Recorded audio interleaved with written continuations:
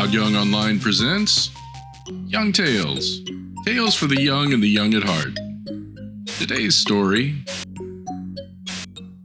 Bulfinch's mythology, the Mabinogion, the Britons and the Bards of Wales.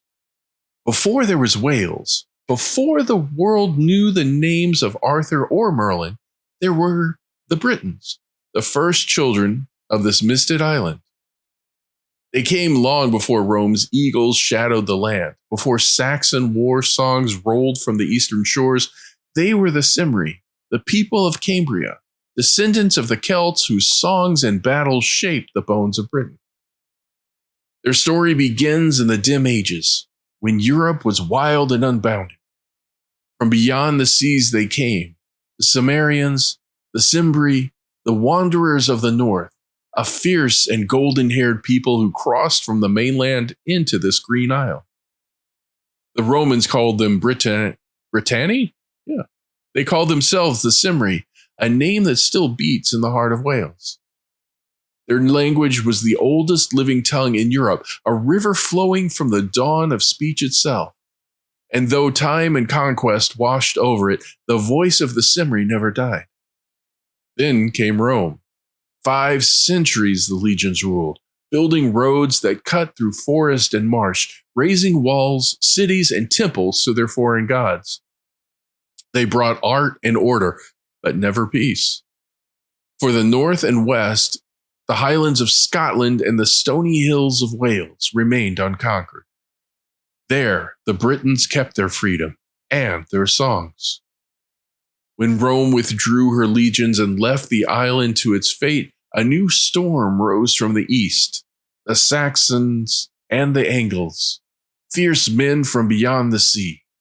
They came with fire and steel, and the Britons were driven westward, to the wild mountains of Cambria and the rocky shores of Cornwall. For centuries they fought, holding the last of their ancient land against the tide. And there, among the valleys, the original British stock endured, the blood of the island's first people, unbroken and proud. It is their boast even now that in Wales and Cornwall, the heart of old Britain still beats. The Welsh tongue, oldest of all the living languages of Europe, is a music of mountains and rivers. Its words were carved in stone before the English tongue was born. Its poetry is older than the Crusades and older still than the Norman kings. The Cymri kept their language when kingdoms fell, for to lose it was to lose themselves. And in that language they sang. The poets of Wales, the bards, were the memory of their people. They sang of the heroes and the fallen, of gods who walked the mist, and kings who stood against the storm. Among them were names that still burn bright in legend. Aneurin, the poet warrior who mourned his brothers at the Battle of Cadareth, where the mead cups passed before the slaughter, and none returned but 3. Taliesin, the radiant one, whose story shimmers with magic and rebirth. Llywarch, the aged, who sang of sorrow and courage in the face of death. And Myrddin, the wild, whom later ages would call Merlin. In his poet, the Goddardin, Aneurin tells of the doomed warriors of the north. To Cadareth's vale and glittering row, twice 200 warriors go, every neck with chains of gold, every heart both brave and bold. From the golden cup they drink, nectar sweet the mead's deep brink. Flushed with mirth and hope they burn, but none to Cadareth's vale return. He alone survived to sing their falls.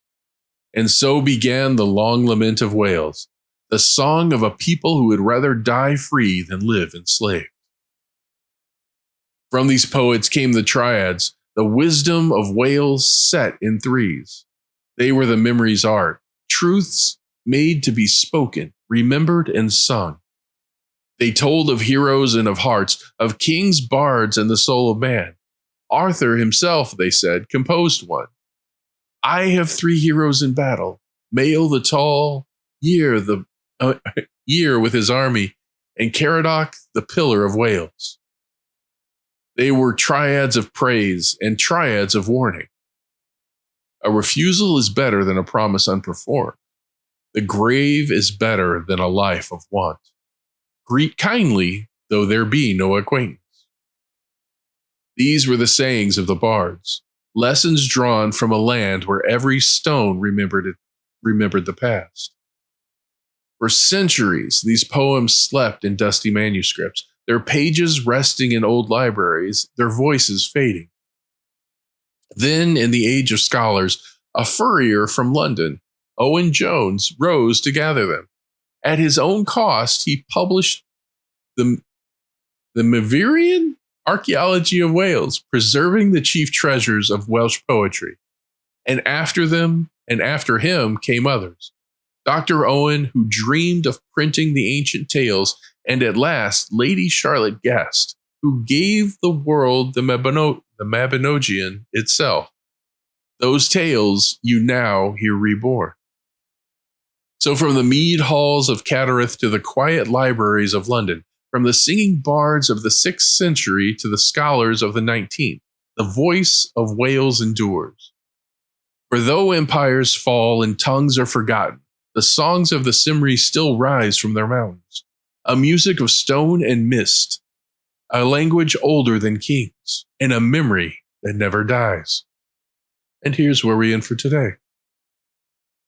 Young Tales is produced and narrated by Todd Young from ToddYoungONLINE. If you enjoyed this, please like and subscribe and join us next time for another story. Thank you for your support.